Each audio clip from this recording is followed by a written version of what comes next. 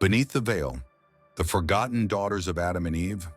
While the ancient scrolls and scriptures echo the names of Adam and Eve and their sons, Cain, Abel, and Seth, there exists a silence vast and mysterious where the voices of the daughters have been all but erased. Yet to populate a world masculine force alone is insufficient. The divine feminine must rise.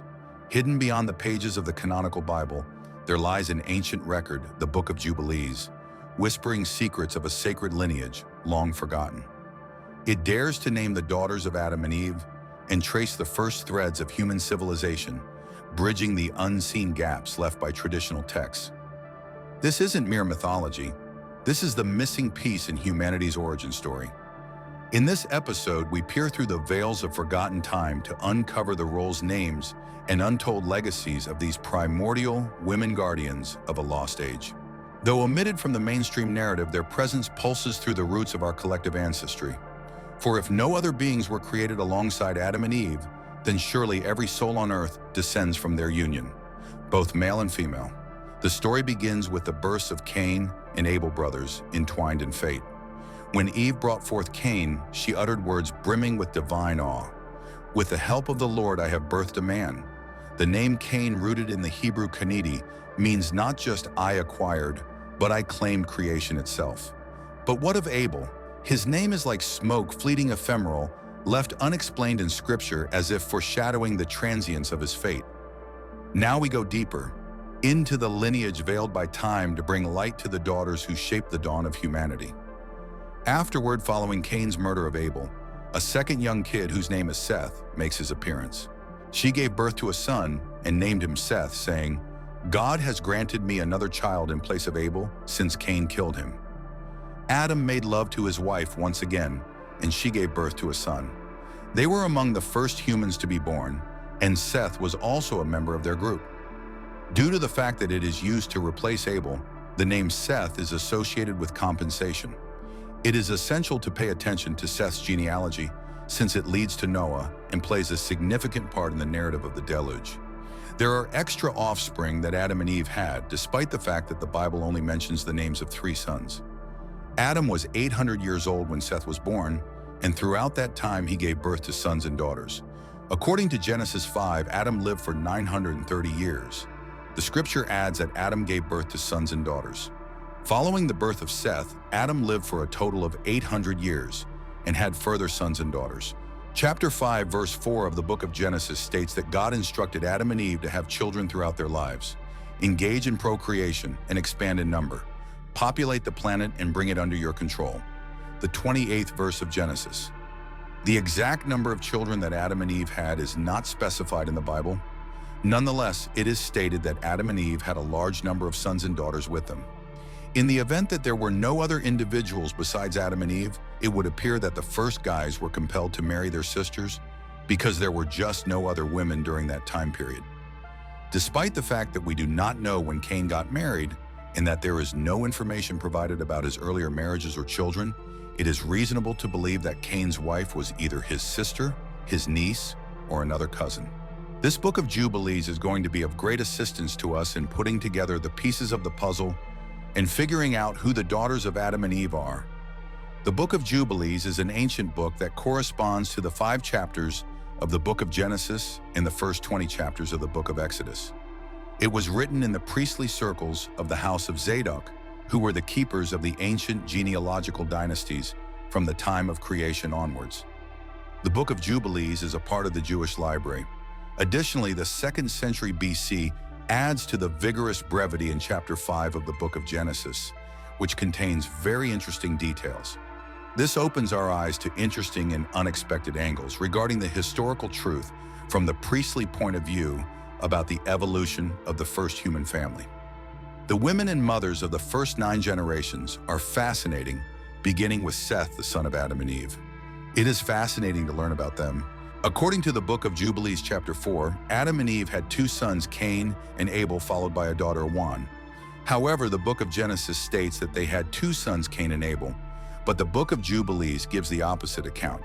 And during the 3rd week of the 2nd Jubilee, she gave birth to Cain, and then in the 4th week, she gave birth to Abel, and in the 5th week, she gave birth to her daughter.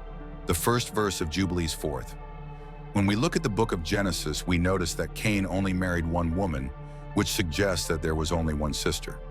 When Cain was the firstborn child, he assumed the role of a man of the land and appropriated all of the fields for himself.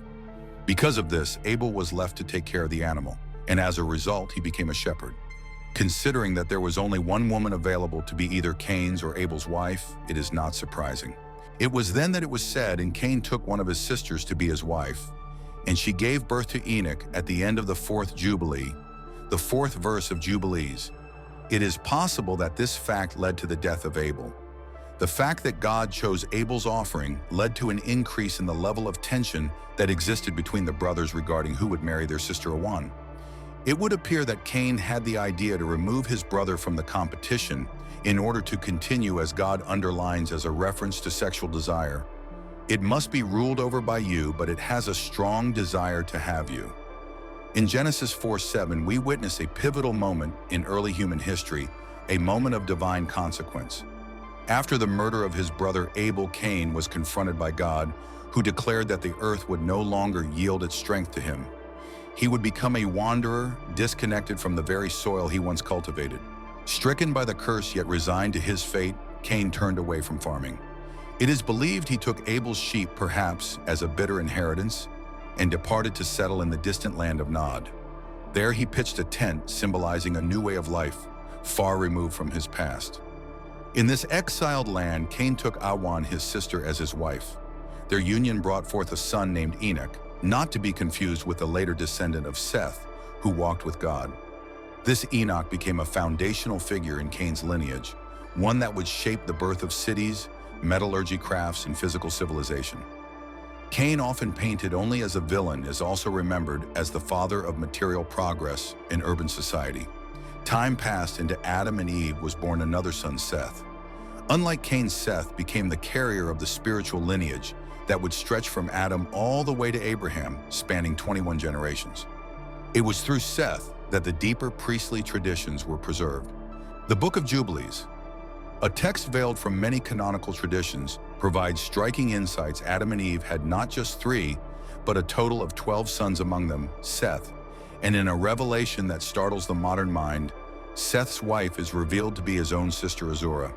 According to Jubilees, Seth and Azura were joined during the 5th week of the 5th Jubilee, a sacred calendar reference. Their union bore children, including Enoch, distinct from Cain's son, and a daughter named Noam. This line, the line of Seth, was bound by monogamous priestly law. For 10 generations, each son of Seth took only one wife, preserving a spiritual purity and balance. However, contrast emerges when we observe the lineage of Cain. Lamech, a descendant of Cain through Methuselah, diverged from this monogamy, marrying 2 women, Adah and Zillah. This marks the first instance of polygamy recorded in the early human tale. The practice of sibling marriage among the children of Adam and Eve may seem perplexing to modern minds, but within their time it was not only accepted, it was necessary. The Book of Jubilees, along with its ancient commentaries, affirms that these unions were permitted by divine ordinance.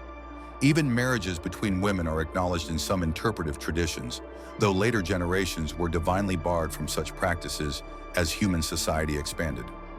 These early unions, Cain with Awan, Seth with Azura, were not merely biological necessities.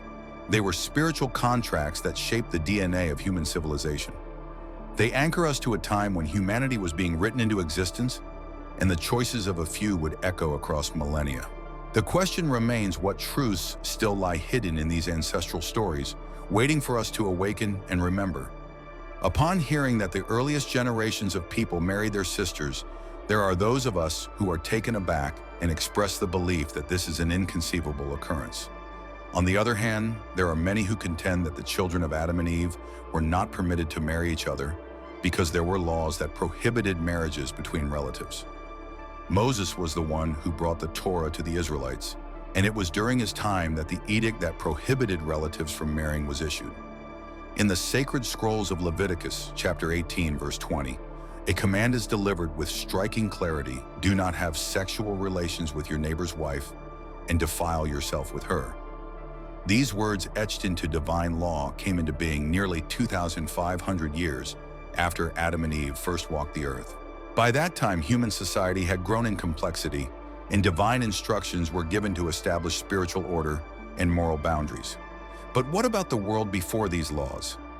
In those primordial generations, humanity was just beginning to multiply, and in doing so they turned inward, marrying within their own bloodlines. While this might seem foreign to our modern sensibilities, it was at the time a necessity for survival and continuity. Take Abraham, for instance. He lived over 400 years before Moses and the giving of the law. Abraham himself was married to Sarah, his half-sister. In Genesis 20:11-12, when questioned by a foreign king, Abraham explained his rationale. "I thought, surely there is no fear of God in this place, and they will kill me because of my wife. Besides, she really is my sister, the daughter of my father, though not of my mother, and she became my wife." His words reveal both fear and the cultural norms of the era, where familial unions were not only accepted, but expected. Later, when Abraham sought a wife for his son Isaac, he made a solemn vow with his trusted servant Eliezer. He instructed him not to find a wife from among the local Canaanites, but instead to journey back to his homeland and choose from his own kin. In Genesis 24:3-4, Abraham says, "Swear by the Lord, the God of heaven and the God of earth, that you will not get a wife for my son from the daughters of the Canaanites among whom I am living, but will go to my country and my own relatives and get a wife for my son Isaac." And so it was that Rebekah, Isaac's eventual wife, turned out to be the granddaughter of Milcah and Nahor, Abraham's own brother. This divine orchestration of bloodlines continued. Jacob, the son of Isaac and Rebekah, later married Leah and Rachel, his cousins' daughters of Laban, Rebekah's brother. These ancient unions may seem unusual today, yet they played a pivotal role in the divine unfolding of the human story. They remind us that the earliest generations were shaped by necessity, kinship, and divine destiny, not by modern moral frameworks, but by spiritual alignment with a higher plan. If this exploration of sacred lineage and forgotten family ties intrigued you, please like this video and share it with fellow seekers of wisdom. Your insights are always welcome. Leave us a comment and let us know what ancient mysteries you'd like us to uncover next. And don't forget to subscribe so you won't miss any of our enlightening and thought-provoking content. Until next time, stay curious, stay inspired, and walk always in wonder.